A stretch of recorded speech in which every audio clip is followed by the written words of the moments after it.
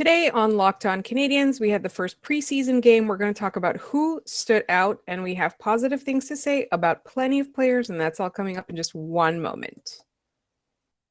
For Locked On Canadiens, your daily podcast on the Montreal Canadiens, part of the Locked On Podcast Network, your team every day.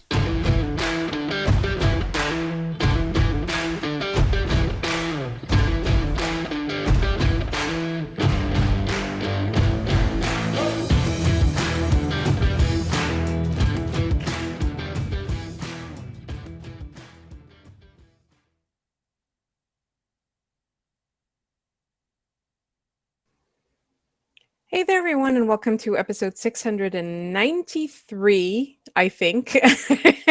And thank you for making us your first listen of the day, whether it's on YouTube or on your favorite podcast app. We really, really appreciate it.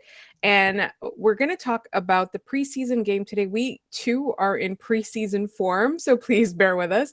My name is Laura Sab, also known as The Active Stick, and I'm joined, as always, by Scott Matla of Habs Eyes on the Prize. And Scott, you had the task of covering the game tonight for Habs Eyes on the Prize. So the way we're going to structure this episode is I'm going to ask you your impressions of a player, and then I'm going to agree or disagree. And are you ready for that tonight?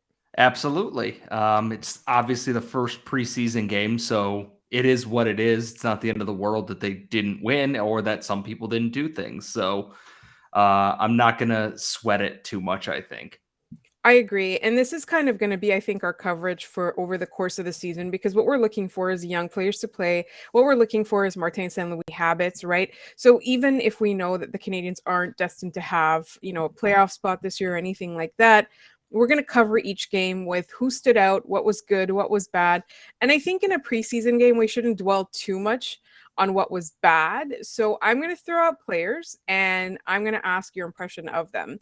And the first one is going to be relatively simple, but also have complicated connotations. And my first player, and I'll say this because I want to know your impressions first, and then I'll tell you why I asked about him, and that is Mike Hoffman. What was your impression of Mike Hoffman in tonight's game? Like you said, it's complicated. Is that I noticed Hoffman doing more good things than he did last year in games. There were efforts there. And then there's still some bad habits that he had that carried over. And I look at some of his work on the power play. He's getting good lanes to shoot, and then he's whistling a shot 4 feet over the net, and it's going out of the zone, and it's killing the momentum on a power play. Or sometimes he just kind of blindly flicks a back pass to somewhere, and there's no one there, and it kills the play a little bit. But then I see him making efforts along the boards to keep plays alive. There's some back checking to help cover for his mistakes. And admittedly, I don't think he was great. I think he was, much closer to as he was advertised when he joined the Canadiens last year. There was an effort and a hustle that I think we didn't see a lot of last year. And he has some creativity that I don't think we saw a lot of last year because the Canadiens were not good. And I think it kind of brought out a little bit more in Owen Beck that he might not have been expecting as the center on that line. Caulfield and Beck played well together, and we will get to Owen Beck in a little while. But Hoffman, he was good. I don't think he was great, but I think he was good overall in this game. So the reason that I asked about it is because I was watching the game, and then I was noticing that there weren't very many swear words directed towards Mike Hoffman on my social that I was following the game on. And then, the RDS broadcast crew said something like, he had a not bad game in French, like pas mal. So, I thought that it would be worth bringing up because to me, if Mike Hoffman plays this way for the first, I don't know how many games of the season, if he continues to do this, like he's not a fit for this team, but he can show what he's got to other teams and he can increase his trade value. And I think, the fact that there weren't people just getting like extremely frustrated with him, I thought was a very positive sign. I want to also talk this segment about Jake Allen because on this podcast, we love Jake Allen. How do you think he did? I was just so relieved that he got through half of the game and there were no injuries. And now I'm knocking on wood because we don't want any injuries for Jake Allen this season. He went through a lot last year and we think he's an awesome, he's an awesome goaltender. He's an awesome guy and also trade mate. Let's be honest.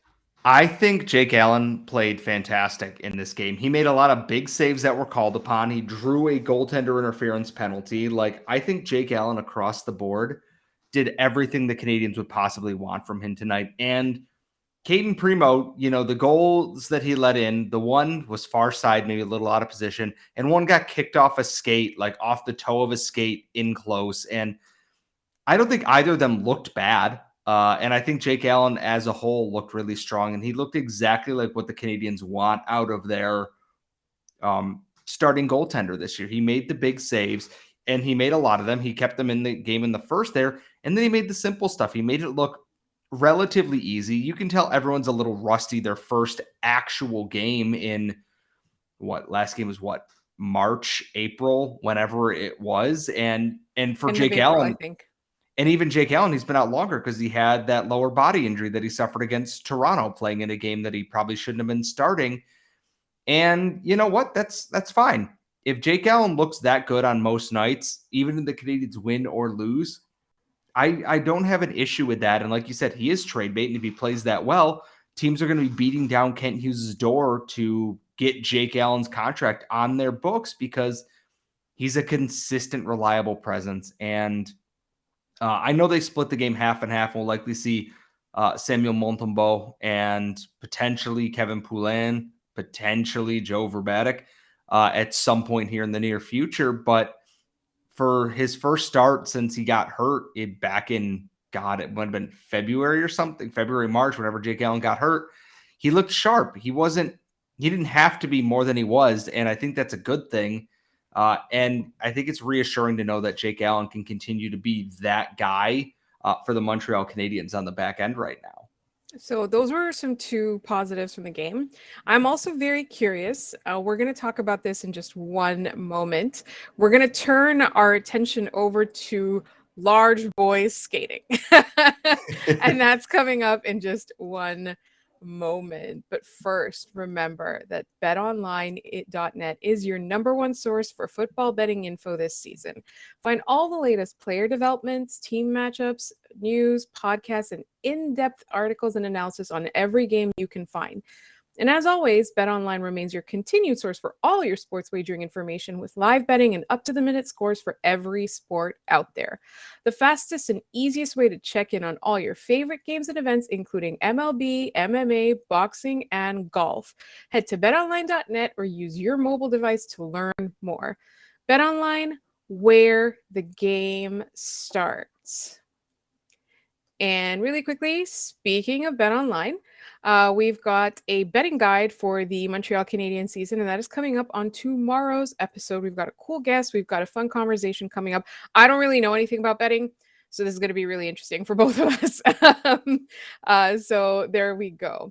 In the meantime, let's turn our attention back to today's episode, in which we're going to talk about two large boys skating. Because at first I was like large men skating, and then I realized that Kirby Dach is 21. Juraj Slafkovsky is 18. They're not very old. They're not men. They're boys. But one of the things, I could not take my eyes off of them on the ice because of the way they look when they're skating. They're just so much bigger than the other people around them. I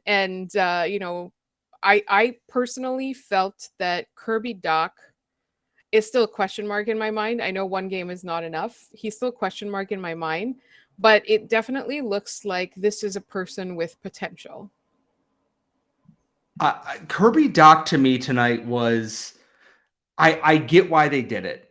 And I look at him play, and he's got the size and he's got the pace. He drew penalties tonight. He took some penalties.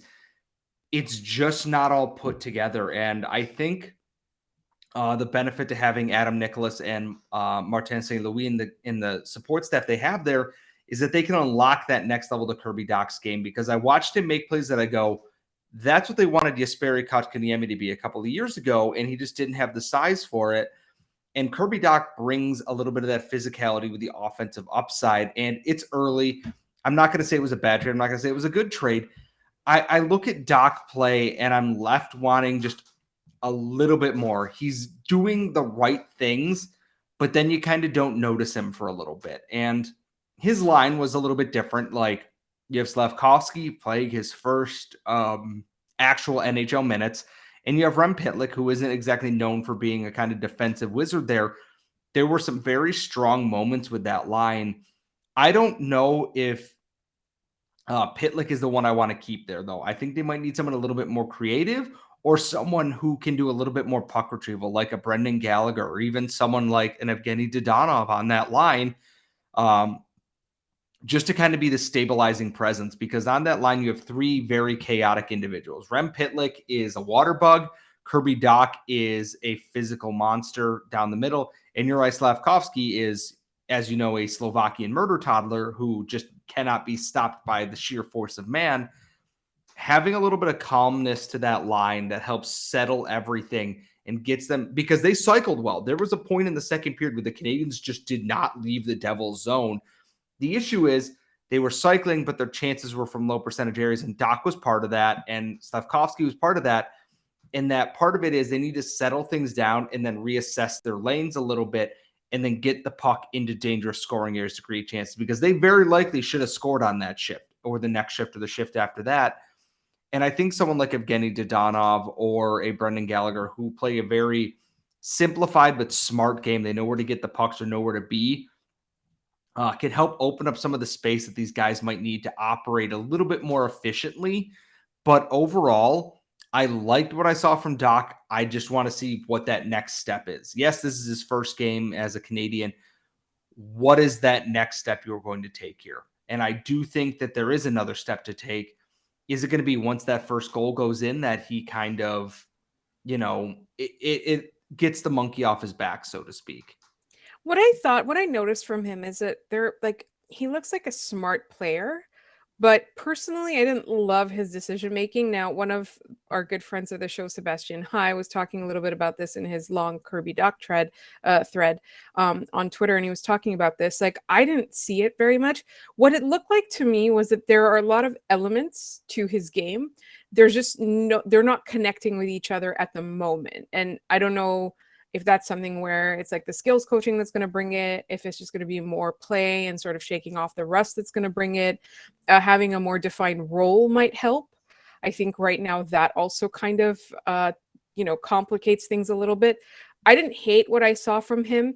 I just think that, there's more to come. There's potential there. Like, I saw potential. I didn't see attaining that potential, if that makes sense. That's how I felt about Kirby Dach. That's also kind of how I felt about Juraj Slafkovsky. Yes. I thought, like, so far we've watched him in 2 rookie showcases, 1 preseason game, the scrimmage. There's something about it that makes me so excited to see this fully formed player, but there's some clunkiness to his game that I was seeing. I think the biggest thing with Slafkovsky is he's trying, but he's also trying to stay within like his bounds, because he learned from the first rookie showcase game that he can't go 1-on-5 against players. That's just not a thing that's going to work regularly. So he's trying to be more patient, and he needs to find that happy medium a little bit between using his size to be aggressive and bully his opponents, and also making sure he's not doing so much that he's putting himself at a disadvantage. And he's going to figure that out. And they're going to show him tape, be like, hey, you had this option here. I saw him make a lot of smart plays there. And the biggest thing with Juraj Slafkovsky that I noticed is that I feel like he is wasted directly in front of the net on the power play. Along the goal line, where he can use his big frame to... I almost knocked over my microphone. So to knock over or to knock around the goalies there and use his frame to box people out and work along the goal line there, I think will serve him very well, because he's got the body duty, strong enough to do that. Just parking him in front takes away his asset, which is using his size. Yeah, he screens the goalie, but that doesn't mean he's be able to use everything else. He might get some deflection goals or everything, but if he's working along the goal line, he becomes a receiving option and then can pivot to create opportunities for other teammates.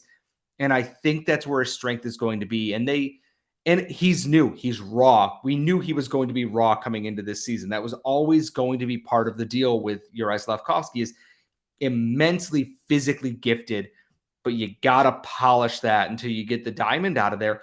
I think they will. He's made a lot of strides from where he was at before he was drafted, and looking at what he can do now, He skates so well. And I think they're going to look at the tape on this and realize maybe just a little adjustment here, maybe be a little bit more selfish here.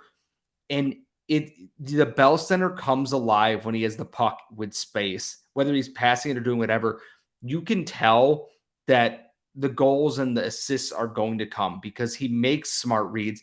Sometimes he's just got to be a little bit more selfish, and I don't think that's a bad thing. Cole Caulfield had to learn to do that a little bit. He had to learn to, sometimes I got to shoot, sometimes I got to pass. Every young player goes through this, and I think Slafkovsky will figure that out in time, because right now he doesn't look out of place in an NHL lineup, but I do think he has the potential right now. He may start in the AHL just to get, some more game time under there that he might not get at the NHL level. They might say, we don't have a spot in the top 6 that you fit in right now because other guys have done this or that. We're going to put you on the top line with the Rocket. Go out there and dominate and, force our hand here. He's I assume he'll probably start with the NHL team, but I would not be shocked if he's in the AHL before too long, just to polish a little bit more. And that is not a bad thing. I think he's already showing great signs of why he went first overall. It's just putting them all together, and he's still young, so there's still time on that. And that's the thing, is that, you mentioned the Bell Center sort of goes quiet when he's got some time and space. He's very exciting to watch, and you can tell it's going to be fun. One person that I wanted to mention before we turn it over to our next segment was Kaden Guhle. I didn't see a whole lot from Kaden Guhle this game, but maybe that's a good thing. Kaiden Guhle had some bigger moments offensively, honestly. I really do think that's the biggest piece, is that he jumped in the play and he skates so well, so well. The numbers, like the analytics and everything, don't look great, but I'm not taking much away from this game besides that. I think Kaiden Guhle is going to come out fine. He's going to have some learning bumps. Every young defenseman does. Not noticing defensemen is not a bad thing in the NHL. It means they're likely going about their job efficiently. And if that's what Kaiden Guhle can do every single night, the Canadiens are absolutely doing, the right thing with him. With his skating ability, though, I think there's a very high ceiling for him right now. Yeah, and that was a thing. It wasn't a negative thing that I was saying. It was a positive thing. He wasn't the story in a bad way. And too often defensemen can be that, especially if they're trying too hard. And we've got some good stuff to say about a few more players, and that's all coming up in just one moment.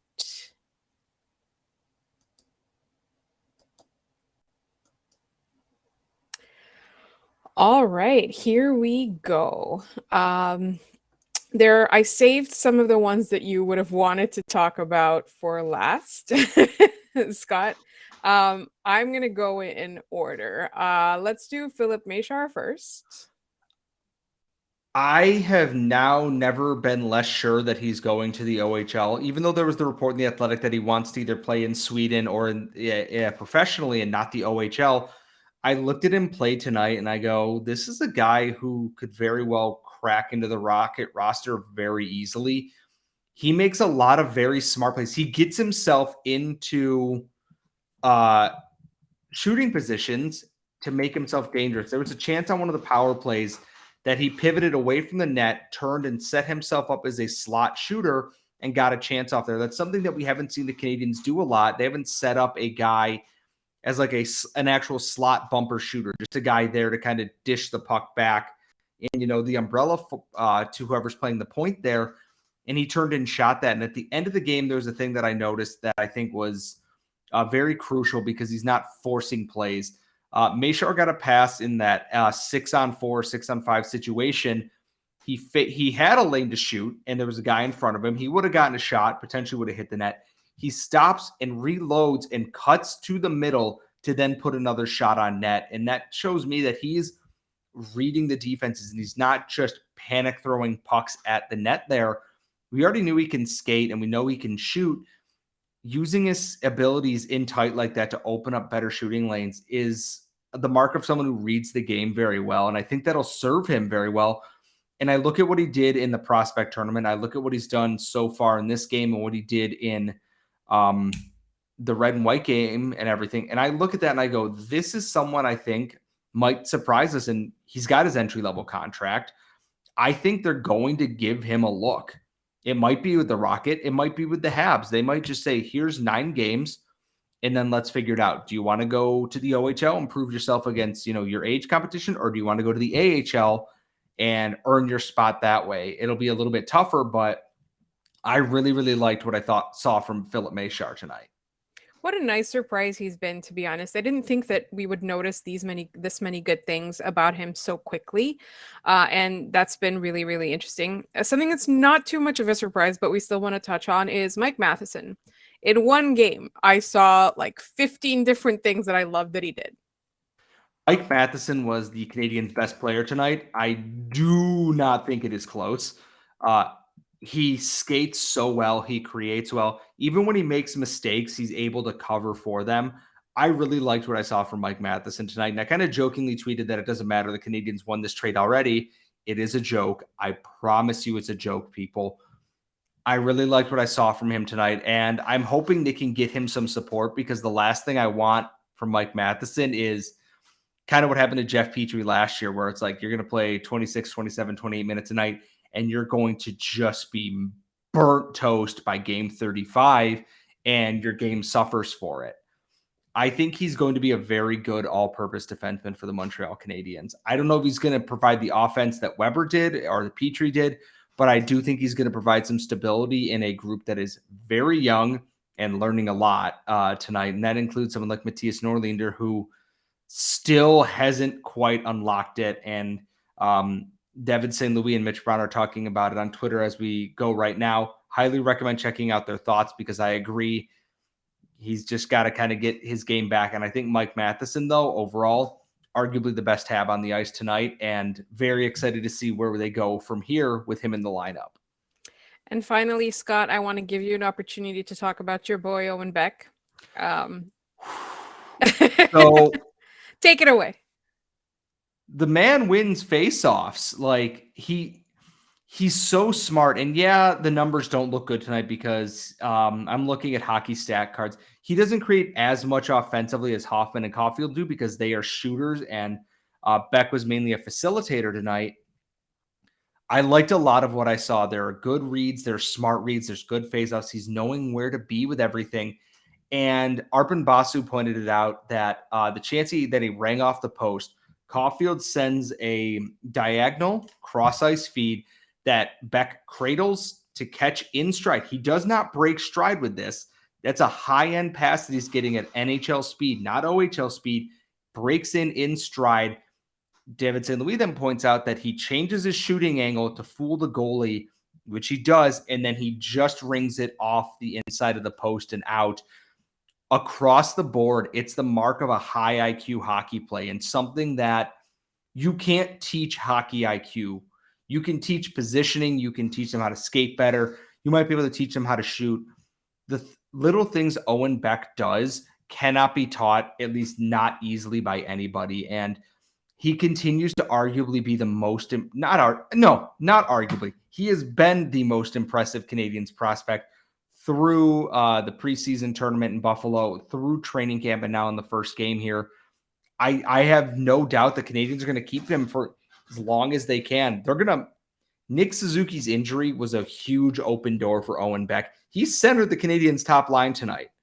He is, he's a rookie, and he's the second most used forward. He was 2 seconds behind Rem Pitlick tonight. Like, I can't help but fawn over the stuff that he does and think he's only going to continue growing and developing.